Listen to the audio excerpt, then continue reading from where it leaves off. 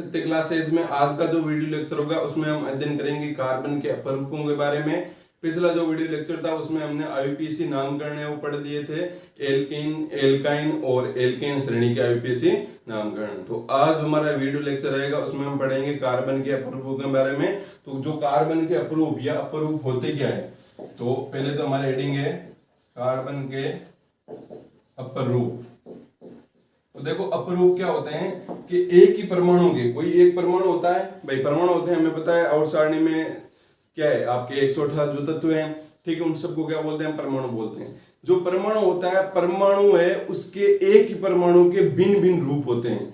एक ही परमाणु के क्या होते हैं, भिन्न भिन्न क्या होते हैं, रूप होते हैं। जिनके वो भिन्न भिन्न रूप होते हैं, वो होते तो एक ही परमाणु, मतलब कार्बन है, कार्बन के अलग अलग रूप हो गए, वो हुए तो कार्बन ही, लेकिन उनके गुणों में क्या बात पाई जाती है, भिन्नता पाई जाती है। तो इन्हीं को हम क्या कहते हैं, अपरूप कहते हैं।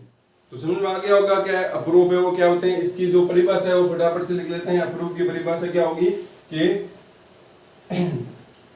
एक ही परमाणु के भिन्न भिन्न रूप जिनके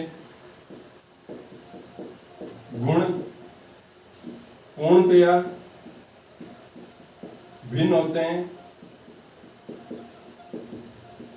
अपरूप कहलाते हैं, अपर रूप कहलाते हैं, तथा इस गुण को अपर रूपता कहते हैं, अपरूपता कहते हैं। तो एक ही परमाणु के भिन्न भिन्न रूप है, जिनके गुण है वो पूर्णतः क्या होते हैं, भिन्न भिन्न होते हैं, अपरूप कहलाते हैं, और इसी गुण को हम क्या कहते हैं, अपरूपता कहते हैं। तो अपरूप क्या होता है समझ में आ गया होगा। एक कार्बन परमाणु है, जैसे कार्बन है तो कार्बन के अपरूप पढ़ेंगे, तो कार्बन के अलग अलग क्या होते हैं, रूप होते हैं, और उन्हीं अलग अलग रूपों को हम क्या कहते हैं, अपरूप कहते हैं। अब कार्बन के वो कितने अपरूप होते हैं, तो कार्बन के जो अपरूप होते हैं उनको पहले दो भागों में बांटा गया है। कार्बन के अपरूपों को दो भागों में बांटा गया, मतलब दो कैटेगरी में अलग अलग विभाजित कर दिया। अब वो कैटेगरी कौन सी है, कार्बन रहता है, कार्बन के अपरूप होते हैं, अपरूप,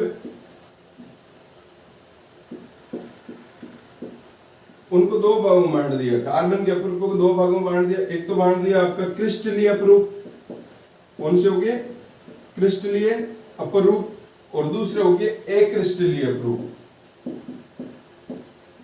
एक तो हो गया क्रिस्टलीय और एक हो गया अक्रिस्टलीय। अब क्रिस्टलीय क्या होता है इसके बारे में अभी हम आगे अध्ययन करेंगे, ठीक है। तो क्रिस्टलीय अपरूप और अक्रिस्टलीय अपरूप बांट दिए। अब क्रिस्टलीय अपरूप में कौन कौन से आते हैं, तो क्रिस्टलीय अपरूप में आते हैं आपके तीन, कौन कौन से, एक आता है आपका हीरा, फिर आता है आपका ग्रेफाइट, और एक आता है आपका अंतिम आता है वो है फुलरीन। ये तीन क्या होते हैं, कार्बन के क्रिस्टलीय अपरूप होते हैं। कार्बन के अपरूप है उनको दो भागों में बांटा गया है, किस किस में, क्रिस्टलीय और अक्रिस्टलीय अपरूप में। क्रिस्टलीय जो अपरूप होते हैं वो फिर से कितने प्रकार के होते हैं, आपके दो प्रकार के होते हैं, कौन कौन से, तीन प्रकार के होते हैं, हीरा, ग्रेफाइट और फुलरीन, ठीक है। तो ये होगी। अब अक्रिस्टलीय कौन से होते हैं, तो अक्रिस्टलीय देखो कौन कौन से हो जाएंगे। अक्रिस्टलीय एक तो हो जाएगा आपका कोल, एक हो जाएगा आपका कोक, एक हो जाएगा आपका कास्ट चारकोल, कास्ट चारकोल, और एक हो जाएगा आपका जंतु चारकोल, जंतु चारकोल, एक हो जाएगा आपका काजल, और अंतिम हो जाएगा आपका गैस कार्बन। ये क्या होते हैं, आपके अक्रिस्टलीय अपरूप होते हैं। अब देखो मैं आपको बताता हूं कि कार्बन के जो क्रिस्टलीय और अक्रिस्टलीय अपरूप क्या होते हैं। क्रिस्टलीय अपरूप वे होते हैं जिनमें कार्बन एक निश्चित ज्यामिति में होता है। कार्बन क्या होता है, एक निश्चित ज्यामिति में रहता है, उसी को हम क्या कहते हैं, क्रिस्टलीय अपरूप कहते हैं। और कार्बन जब एक निश्चित ज्यामिति में नहीं रहता है तो उसको हम क्या कहते हैं, अक्रिस्टलीय अपरूप कहते हैं। जैसे आपने देखा होगा काजल वगैरह, काजल देखे है ना आपने, चारकोल जो हम बोलते हैं, जिसको सड़कों पे क्या बिछाते हैं, डामर बिछाते हैं ना, तो वही क्या होता है, आपका कार्बन का अक्रिस्टलीय अपरूप होता है, ठीक है। उसको हम चारकोल बोलेंगे। यहाँ पर कोल हो गया मतलब कोयला हो गया, ठीक है, कोल मतलब कोयला वगैरह हो गया। तो ये जो कोयला हो गया, या फिर जो आपका काजल वगैरह हो गया, या फिर जो चारकोल हो गया, वो सारे कौन से अप्रूव होते हैं? कार्बन के एक क्रिस्टलीय क्या होते हैं? अप्रूव होते हैं। उनकी कोई एक निश्चित ज्यामिति नहीं होती। निश्चित ज्यामिति होती है क्या? काजल की निश्चित ज्यामिति होती है क्या? चारकोल की निश्चित ज्यामिति होती है कि नहीं होती ना? तो इस प्रकार से कार्बन के जो एक क्रिस्टलीय अप्रूव होते हैं, एक क्रिस्टलीय अप्रूव की कोई निश्चित ज्यामिति नहीं होती, इसलिए इनको एक क्रिस्टलीय में रख दिया। और क्रिस्टलीय कौन से हो गए? जिनकी क्या होती है? एक निश्चित ज्यामिति होती है, किसी एक निश्चित बंध कोण से बंधे हुए रहते हैं, उनको हम क्या कहते हैं? क्रिस्टलीय अप्रूव कहते हैं। और क्रिस्टलीय अप्रूव कौन कौन से हो गए? हीरा हो गया, ग्रेफाइट हो गया जो आपके पेंसिल में पाया जाता है, और फुलरीन हो गया। ये क्या होते हैं? आपके क्रिस्टलीय अप्रूव होते हैं। इनका हम अध्ययन हमारे इस चैप्टर में नहीं करेंगे। हम इनका तीनों का ही मतलब कार्बन के जो अप्रूव है उनमें जो क्रिस्टलीय अप्रूव है उन्हीं का हम क्या करेंगे? अध्ययन करेंगे। इनका अध्ययन नहीं करेंगे। तो चलो इसको देखते हैं कि क्रिस्टलीय अप्रूव है वो क्या होते हैं। तो पहले तो हम क्या करेंगे? क्रिस्टलीय जो अप्रूव है उसके हम लिख देते हैं परिभाषा की। क्रिस्टलीय अप्रूव है वो क्या होता है? जैसे तो आपको बता दिया है क्रिस्टलीय अप्रूव है वो क्या होता है, फिर भी चलो लिख लेते हैं इसकी। क्रिस्टलीय अप्रूव, अप्रूव। तो देखो क्रिस्टलीय अप्रूव क्या होते हैं कि जब कार्बन परमाणु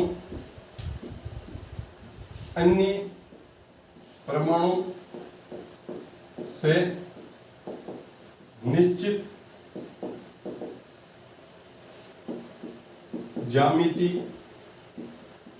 से जुड़ा होता है, निश्चित ज्यामिति से जुड़ा होता है तथा निश्चित बंध कोण का निर्माण करता है,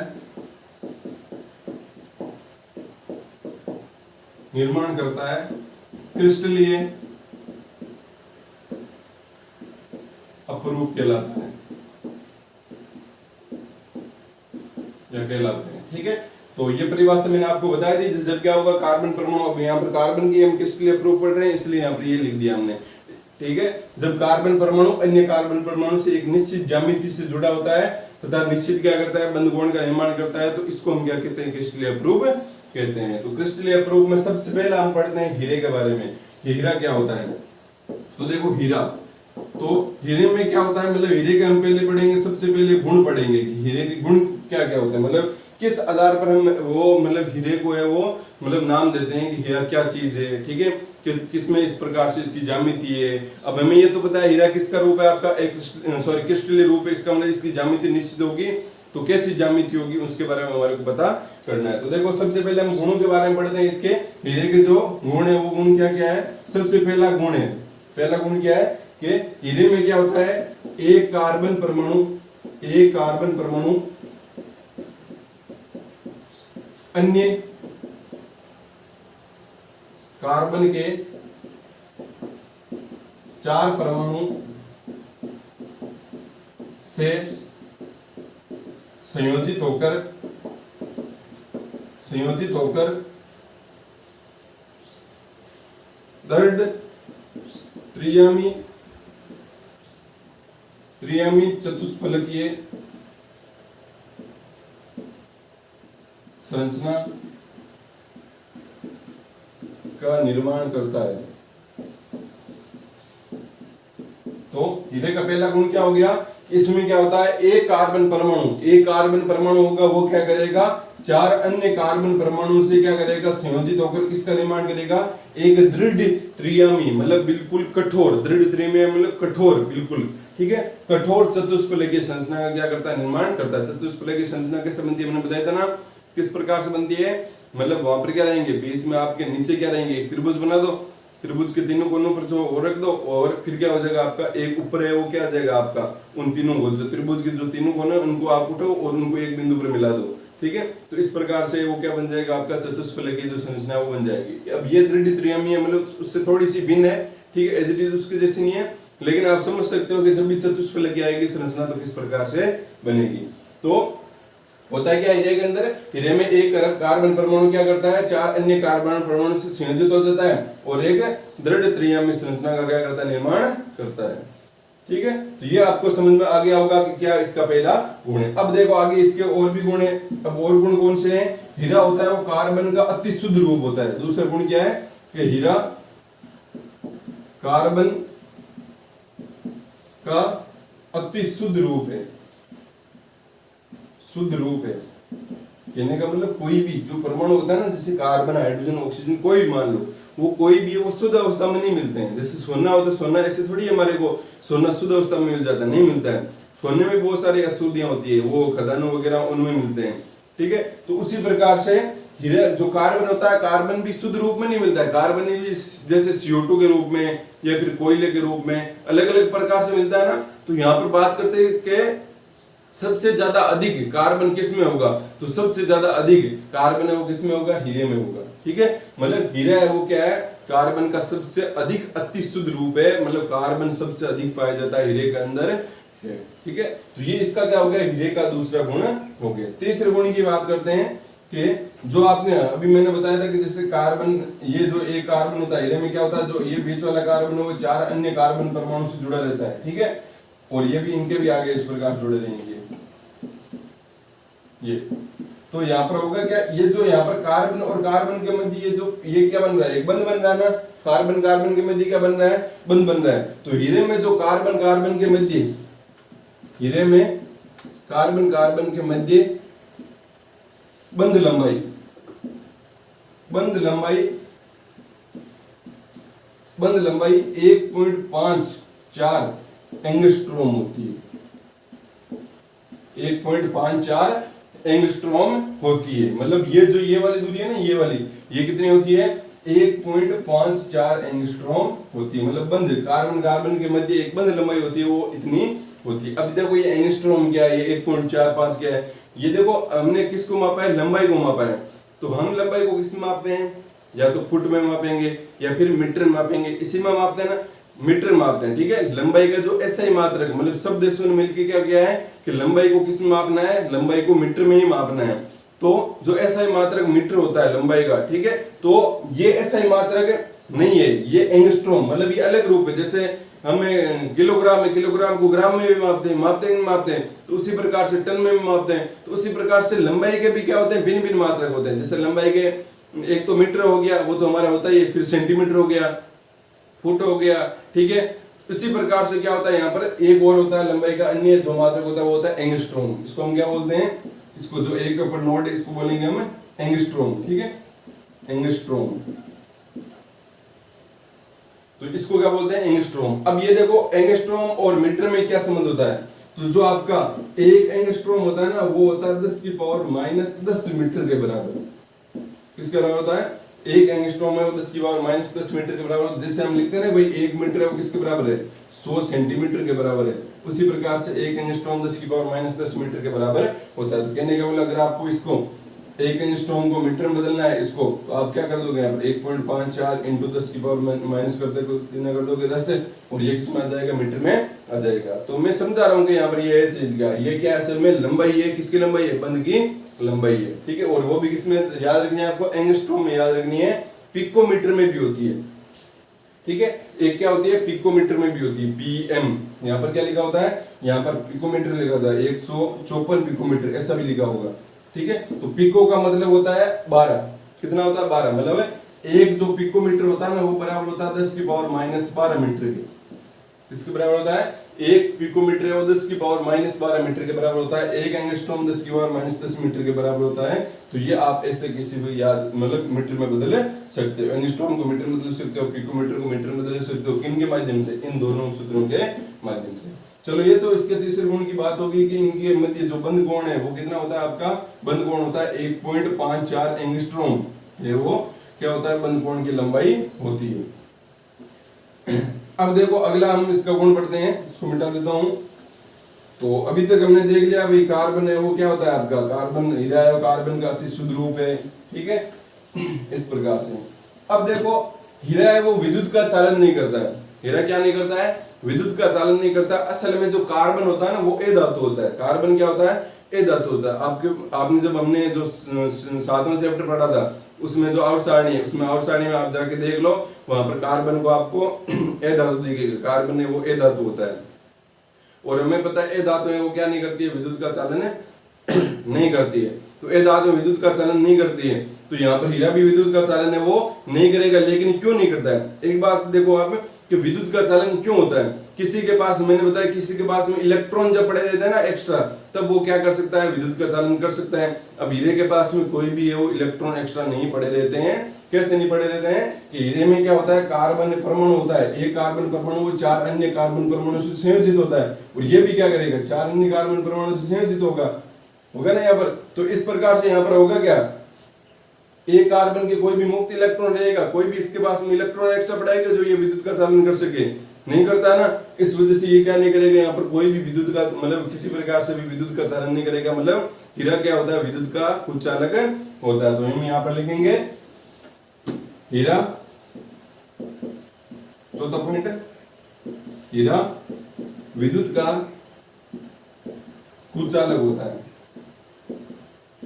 कुचालक होता है। और क्यों होता है, क्योंकि कार्बन है, कार्बन एक कार्बन परमाणु 4 अन्य कार्बन परमाणु से संयोजित हो जाता है, इसलिए वहां पर कोई भी मुक्त इलेक्ट्रॉन नहीं रहते हैं। क्योंकि इसमें, मैं वो बीच में लाइन नहीं लिख रहा हूं, आप लिख लेना क्योंकि इसमें मुक्त इलेक्ट्रॉन नहीं होते हैं। और क्यों नहीं होते हैं, इसका कारण मैंने बता दिया, मुक्त इलेक्ट्रॉन नहीं होते हैं। क्यों नहीं होते हैं, क्योंकि वहां पर कार्बन एक कार्बन परमाणु 4 अन्य कार्बन परमाणु से जुड़ जाता है, इसलिए वहां पर कोई मुक्त इलेक्ट्रॉन नहीं रहता। ये हो गया इसका चौथा गुण। अगला जो 5वां जो इसका गुण है वो है कि जो हीरा होता है, हीरे में प्रत्येक जो आपका कार्बन परमाणु, मतलब जो इस प्रकार से कार्बन परमाणु है, बताओ इनमें ये जो बंध पाया जाता है ये कौन सा बंध है भाई। बंध आपके 3 प्रकार के होते हैं ना, आपको मैंने बताया, एक आयनिक बंध होता है, एक सहसंयोजक बंध होता है, और एक होता है उपसंयोजक बंध। आयनिक बंध कब बनता है, जब परमाणु क्या कर देते हैं, इलेक्ट्रॉनों का त्याग ही कर देते हैं, ठीक है, तब वहां पर वो क्या होता है, आयनिक बंध का निर्माण होता है। और जब मतलब क्या होता है, जब इलेक्ट्रॉनों का क्या होता है, साझा होता है ना, तब वहां पर वो किसका निर्माण होता है, आपका सहसंयोजक बंध का निर्माण होता है। और जब इलेक्ट्रॉनों का क्या हो जाता है, एक परमाणु द्वारा सभी इलेक्ट्रॉनों को त्याग दिया जाता है, तो वहां पर कौन सा बंध बनता है, उपसंयोजक बंध बनता है। तो यहाँ पर कौन सा बंध बनेगा, सहसंयोजक बंध बनेगा। तो कहने का मतलब हीरे में प्रत्येक जो कार्बन परमाणु है वो किससे जुड़ा रहेगा, आपका सहसंयोजक बंध से जुड़ा रहेगा।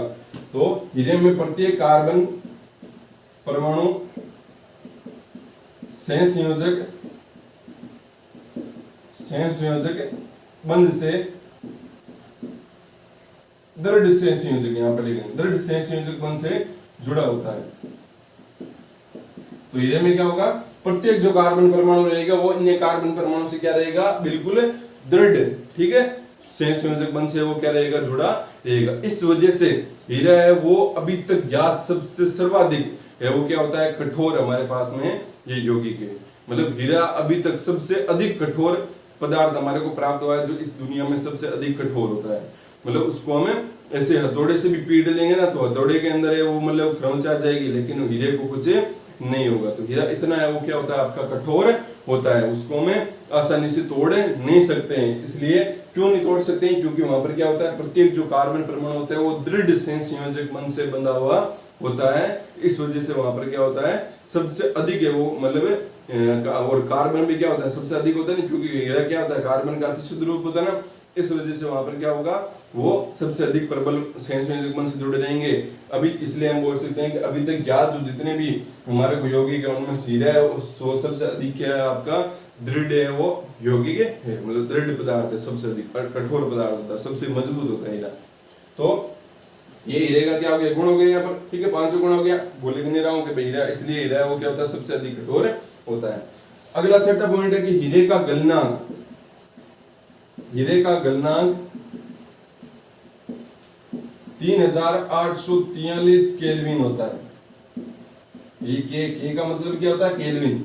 हम ताप को मापते हैं ना कि भाई सेल्सियस, फ़ारेनहाइट, उसी प्रकार से ताप का जो ये मात्रक होता है वो ये इसको ताप का एक और मात्रक होता है जो होता है आपका केल्विन। के का मतलब क्या हुआ, केल्विन, ठीक है। केल्विन किसका मात्रक है, ताप का ही मात्रक। जैसे लंबाई का मात्रक मीटर सेंटीमीटर वगैरह होते हैं ना, उसी प्रकार से ताप का मात्रक हमने सुना है कि सेल्सियस या सेंटीग्रेड बोल दो, ये फ़ारेनहाइट, और एक और होता है जो कौन सा होता है, आपका केल्विन होता है, ठीक है।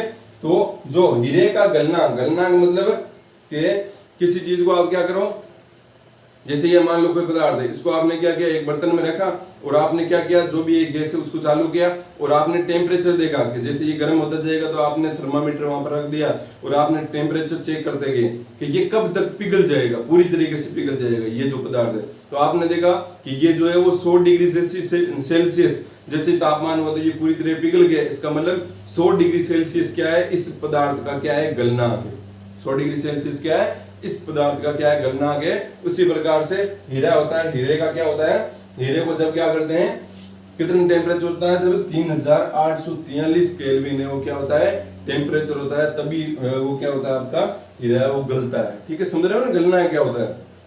ठीक है, ठोस से द्रव्य अवस्था में बदलने की जो होते हैं ना, उसको हम गलना कहते हैं। तो हीरे का गलना इतना होता है, मतलब इतना ताप देंगे ना 3843 केल्विन, तब जाके वो हीरा क्या होगा, गलेगा। और ये बहुत ज्यादा टेम्परेचर होता है, सेल्सियस कम होता है, सेल्सियम का मान कम होता है सेल्सियस का, ये केल्विन होता है, केल्विन बहुत अधिक होता है। इसलिए जो केल्विन अधिक होने की वजह से हीरे को बहुत अधिक ताप की आवश्यकता होगी, तब जाकर वो क्या होगा वो मतलब गलेगा। ठीक है, तो ये हो गया आपका हीरे का गलना। अब हम अगला जो हमारा अगला गुण है वो पढ़ते हैं, कौन सा, सातवां। तो सातवां गुण क्या है कि सातवां गुण क्या है कि जो हीरा होता है, ऐसे समझो यहाँ पर कि हीरा है वो क्या होता है आपका, पारदर्शी होता है। हीरा क्या होता है, पारदर्शी होता है, मतलब हीरे के आर पार हम देख सकते हैं। अब ऐसा कैसे होता है, मतलब ये ऐसे समझो कि हीरा का निर्माण कैसे होता है, किस प्रकार से हीरा बनता है, हमारे को मिलता है ना, तो किस प्रकार से मिलता है। तो हीरा हमारे को कैसे मिलता है, हमने पढ़ा है कि भाई लाखों वर्ष पूर्व क्या हुआ था आपका है वो क्या हो गया, जो पेड़ पौधे वगैरह है वो धरती के नीचे वो दब गए थे, इस वजह से वहां पर क्या हुआ, धरती के नीचे दबने से आपने पढ़ा है कोयले का निर्माण हुआ। उसी प्रकार से हीरे का भी निर्माण वैसे ही हुआ। हीरे का निर्माण कैसे हुआ, जब कार्बन की जो बड़ी बड़ी चट्टानें होती है उन पर क्या पड़ता है, अधिक मतलब पृथ्वी का पूरा अधिक दाब, और नीचे तापमान तो वैसे ही अधिक रहता है, अधिक दाब और अधिक ताप की वजह से वहां पर ज्यादा प्रेशर पड़ने की वजह से हीरे की जो चट्टानें होती है वो कैसी हो जाती है, चमकदार, मतलब पारदर्शी हो जाती है। तो हम यहाँ पर लिख सकते हैं सातों पॉइंट हमारा क्या होगा कि कार्बन की परतों पर अधिक दाब के कारण हीरा पारदर्शी होता है, पारदर्शी होता है। ठीक है, हीरा कैसे होता है, पारदर्शी होता है। असल में आप सोचते हो कि हीरा कैसे होता है, बिल्कुल ऐसे है, उसको तरासा हुआ ऐसे बिल्कुल जो आपने अंगूठी वगैरह उसमें देखा है। ठीक है, तो वो जो हीरा इस प्रकार से बनाया जाता है ना, वो असल में हीरा ऐसे थोड़ी प्राप्त होता है। हीरा हमारे को बड़ी बड़ी चट्टानों के रूप में प्राप्त होता है, फिर उसको क्या किया जाता है, अलग अलग प्रकार से वो क्या किया जाता है, उसको काटा जाता है, मतलब तराशा जाता है, तब जाकर वो किसका निर्माण होता है, एक हीरे का निर्माण रहता है। और जो हीरे होते हैं ना वो बहुत ज्यादा महंगे भी होते हैं। ठीक है, तो हमारे जो हमारे अंगूठियां वगैरह या जो आभूषणों में होते हैं ना, वो प्रयोग में तो लेते हैं, लेकिन इतने जो रियल वाले जो हीरे होते हैं उनका प्रयोग में नहीं लेते हैं, क्योंकि वो महंगे भी होते हैं। ठीक है, अब देखो ये क्या हो गया, हीरा हो गया। हीरे में क्या हो गया, कार्बन की परतों पर अधिक दाब के कारण हीरा क्या होता है, पारदर्शी होता है। ये तो अब हमें ये पता चल गया कि प्राकृतिक रूप से कैसे हीरा बनता है। प्राकृतिक रूप से क्या होता है, जब जीवाश्म वगैरह उन पर अधिक दाब और ताप पड़ेगा तो वहां पर क्या हो जाएगा, आपका जो हीरे का निर्माण हो जाएगा। उसी प्रकार से अगर हम संश्लेषित मतलब हीरे को अगर हम बनाना चाहिए, भाई यहाँ पर अगर बनाना चाहिए तो फिर कैसे बनाएंगे, तो हम यहाँ पर बना सकते हैं। कैसे बनाएंगे कि अति शुद्ध कार्बन पर उच्च दाब व ताप पर, अतिशुद्ध कार्बन को उच्च दाब व उच्च ताप पर उपचारित करके हीरे का संश्लेषण किया जाता है। संश्लेषण मतलब प्रयोगशाला में बनाया जाता है, किया जाता है। तो हीरे को हम क्या कर सकते हैं, प्रयोगशाला में बना सकते हैं, लेकिन कंडीशन क्या होनी चाहिए कि जो आपका कार्बन है वो क्या होना चाहिए, एक तो अतिशुद्ध होना चाहिए, और अतिशुद्ध कार्बन को अगर हम क्या करेंगे, उच्च दाब लगाएंगे, उसके ऊपर अधिक दाब लगेंगे, और ताप भी अगर क्या रखेंगे, अधिक रखेंगे, तब हम क्या कर सकते हैं, वहां पर हीरे का संश्लेषण या हीरे को संश्लेषित कर सकते हैं। तो इस प्रकार से हम हीरे का भी निर्माण कर सकते हैं। तो ये हो गए आपके 8 है, वो क्या हो गए, हीरे के गुण है, गुण धर्म है, वो हो गए जो आपको ध्यान में रखने हैं। अब बात कर लेते हैं कि हीरे के उपयोग क्या क्या होते हैं। तो हीरे के जो उपयोग होते हैं, एक तो सीधी सी बात है कि हीरे का उपयोग कहां पर किया जाता है, आभूषणों में किया जाता है। तो यहाँ पर लिख देता हूं हीरे के का उपयोग तो हीरे का उपयोग क्या क्या होता है, एक तो हो गया, पहला तो हो गया आपका आभूषण बनाने में। आभूषण बनाने में किसका प्रयोग किया जाता है, हीरे का प्रयोग किया जाता है। एक होता है जो भी कांच वगैरह होते हैं ना, उनको काटने में किसका प्रयोग किया जाता है, हीरे का प्रयोग किया जाता है। जो भी मतलब कांच वगैरह काटते हैं ना, उनके आसपास में एक इस प्रकार का यंत्र होता है, उसके आगे छोटा सा क्या लगा होता है, हीरा लगा होता है, क्योंकि हीरे है वो किसी को भी काट सकता है, यार खुद कितना कठोर होता है, ठीक है। तो हीरे का प्रयोग किस में होता है, कांच को काटने में, कांच को काटने में, मतलब कटर के रूप में काटने में। तीसरा इसका पॉइंट है कि जो बड़ी बड़ी चट्टानें होती है, मतलब चट्टानों को भी किससे काटा जाता है, हीरों को काटा, हीरे से काटा जाता है। तो चट्टानों वे पत्थरों को काटने में, चट्टानों और पत्थरों को काटने में भी किसका प्रयोग किया जाता है, हीरे का प्रयोग किया जाता है। तो ये क्या हो गया आपके हीरे के क्या हो गए कुछ उपयोग हो गए। आभूषण बनाने में प्रयोग कर सकते हैं, इसका प्रयोग करते भी है। और कांच को है वो हम क्या कर सकते हैं, कांच को काटने में इसका है वो किसका प्रयोग करते हैं, हीरे का प्रयोग करते हैं। और जो बड़ी बड़ी चट्टानें होती है उसमें भी हम क्या करते हैं, प्रयोग करते हैं। और चौथा जो इसका होता है वो है फोनोग्राम की सुई बनाने में, फोनोग्राम की सुई बनाने में, ठीक है। तो फोनोग्राम एक यंत्र होता है, जो अगर आपको पता नहीं है तो जो आपकी स्क्रीन पर अभी आ रहा है उसको आप देख लो, ठीक है। तो ये जो फोनोग्राम है, यहाँ पर आप देख पा रहे हो कि इसके जो आगे वाली नोक है ना, उस पर है वो क्या होता है आपका, ये मतलब जो हीरा होता है, हीरे वो आगे लगा होता है। तो फोनोग्राम की सुई में भी किसका प्रयोग किया जाता है, आपका हीरे का प्रयोग किया जाता है। तो इस प्रकार से वो क्या हो गए, ये हो गए आपके हीरे के गुण हो गए और हीरे के उपयोग हो गए। तो ये आपको बातें हैं कुछ जो आपको ध्यान में रखनी है। ये कार्बन का एक अप्रूफ हो गया, कौन सा, क्रिस्टलीय अप्रूफ का एक उदाहरण हो गया, कौन सा, हीरा हो गया। कल जो अगला हमारा वीडियो आएगा उसमें अंदर हम क्या करेंगे, जो हमारा अगला टॉपिक है ग्रेफाइट है, मतलब जो कार्बन का क्रिस्टलीय अप्रूफ है ग्रेफाइट है, उसका हम अध्ययन करेंगे कि क्रिस्टलीय जो अप्रूफ ग्रेफाइट है उसके क्या क्या गुण है और उसके क्या क्या उपयोग है। फिर हम अध्ययन करेंगे ग्रेफाइट और हीरे में है वो क्या अंतर होता है। तो इसको आपको अच्छे से अध्ययन करना है। और बाकी जो अगला हमारा वीडियो लेक्चर आएगा उसमें हम अगला टॉपिक करेंगे।